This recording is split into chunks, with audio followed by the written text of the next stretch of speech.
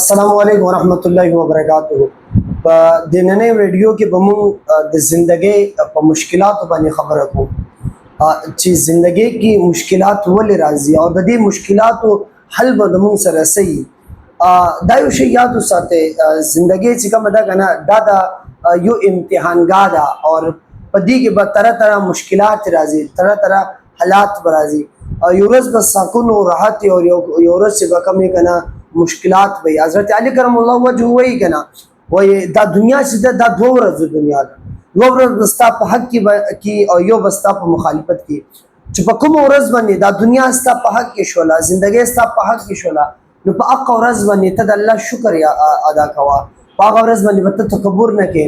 او که په کومه ورځ باندې په تا باندې مشکلات راغی او بله ورځ مشکله وه، نو په هغه ورځ باندې به ته صبر کوي او د الله تعالی نه به صبر غواړي، ځکه چې الله تعالی چې کوم دی که نه، هغه صرف او صرف خپل بندگان ازموي. دا یو شی زندګۍ کې یاد ساتئ چې کله هم مشکلات راشي، الله تعالی همیشه خپل ملګری چې کوم دی، خپل یار دوست چې کوم دی، الله تعالی چې د چا سره مینه لري نه، الله تعالی همیشه هغه ازموي. که تاسو ګورئ، الله تعالی چې کله انسان پیدا کو، نو د چې کوم دی په دې انسانانو کې یو داسې ټولنه، یو داسې څه خلک چې هغه الله تعالی ته ډېر زیات ګران وو. نو هغه خلک څوک وو؟ هغه د انبیا علیه الصلاة وسلام وو. الله تعالی ته انبیا علیه الصلاة وسلام ډېر زیات ګران وو، لکه 1,04,000 کوم پیش پیغمبران او رسولان نبیان چې کوم دی الله تعالی د دنیا ته رالیږلي دي.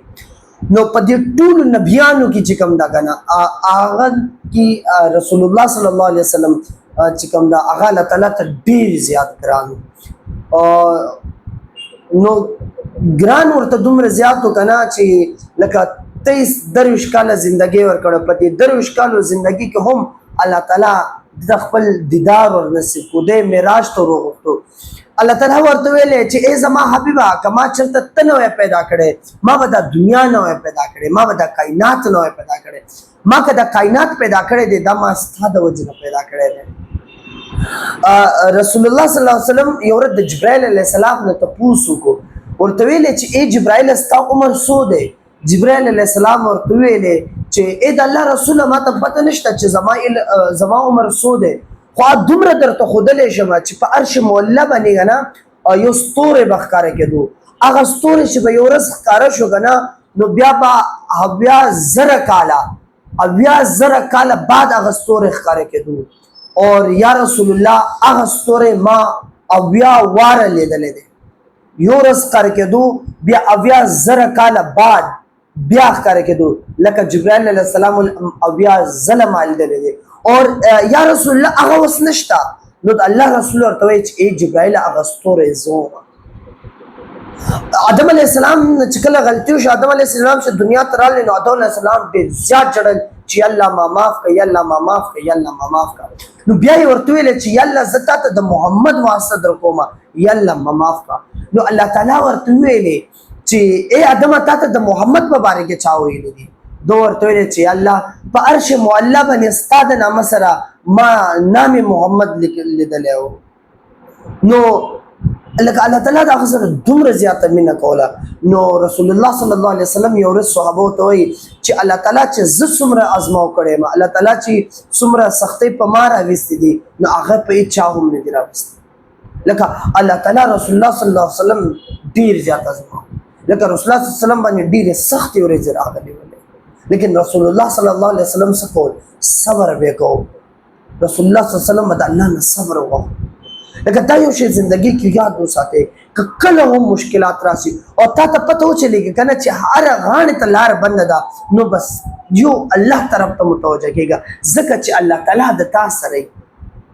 هغه الله چې د حضرت آدم علیه السلام توبه یې قبله کړې وله، هغه الله تعالی ته متوجه کېږه که نه چې د نوح علیه السلام حفاظت یې په طوفان نوح کې کړی و. هغه الله تعالی ته متوجه کېږه چې د حضرت ابراهیم خلیل الله حفاظت یې په اور کې کړی و.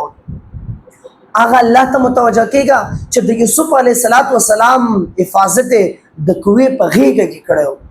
هغه الله ته متوجه کېږه چې هغه د موسی علیه السلام حفاظت د فرعون په کور کې کړی. هغه الله ته متوجه کېږه چې د رسول الله صلی الله علیه وسلم حفاظت د هجرت په شپه د 80 اترو د لندې نه کړی. نو زمونږ هم هغه خدای دی چې دا وکړه. بس داسې ده که نه چې ایمان به پیدا کوي، په الله باندې به یقین پیدا کوي، الله طرف ته به متوجه کېږي چې الله ما نه کومه داسې ګناه شوی دی چې په ما باندې دا مشکلات راغلی دی. او دا یو شی یاد وساته، مشکل راوستل ستا په زندګۍ کې مشکل راتلل، دا حضرت علی رضی الله تعالی عنہ وایي تعالی چې کله په زندګۍ کې مشکلات څه راشي نو د هغه نه بعد الله تعالی تا ته یو ښکلی مقام درکوي، تا ته یو ښه ورځ په تا باندې را روانوي. نو چې کله هم په زندګۍ کې مشکلات راشي نو الله طرف ته متوجه کېږي او د الله نه څه غواړئ. ځکه وایي چې کله زلیخا یوسف علیه السلام دنه کو که نه نو ټولو دروازې چې کومې وي که نه هغې ته تاله ولګوله. تاسو خپله سوچ وکړئ که نه چې د بادشاهت دروازې دي، د بادشاه د کور دروازې دي، هغه څومره غټې دروازې وایي. نو چې کله دې کمرې ته دنه کو که نه نو زلیخا چې کله دې ځان ته رامایله کړلو نو یوسف علیه السلام الله تعالی ته بر اسمان ته وکتل. نو الله ته وویلې چې ای الله زما حفاظت وکړه، ای الله زه دلته ستا نه علاوه بل څوک نه لرم، داسې نه چې زه غلطي وکړم. یوسف علیه السلام ته پته وه چې ټولې دروازې بندې دي او ټولې دروازې زلیخا بندې کړي دي، لاک کړي دي، لکه چې دا ته پته وه لیکن په الله ایمان دومره زیاتو، په الله یقین دومره زیاتو چې بندو دروازو ته ورمنډه کړل، یوه دروازه د ده دپاره کولاوېدله. نو دا یاد وساته چې زمونږ او د یوسف علیه السلام خدای یو دی. وایي چې کله ابراهیم علیه السلام یې په اور کې واچولو وایي دا اور دومره سخت و چې د بره نه به یو پرنده تله داګه که نه یو مرغۍ به تللې ته هغه مرغۍ به راک شوله. نو دا یو شی یاد وساته چې زمونږ او د ابراهیم علیه السلام خدای یو دی. موسی علیه السلام یې د فرعون په کور کې وساتلو.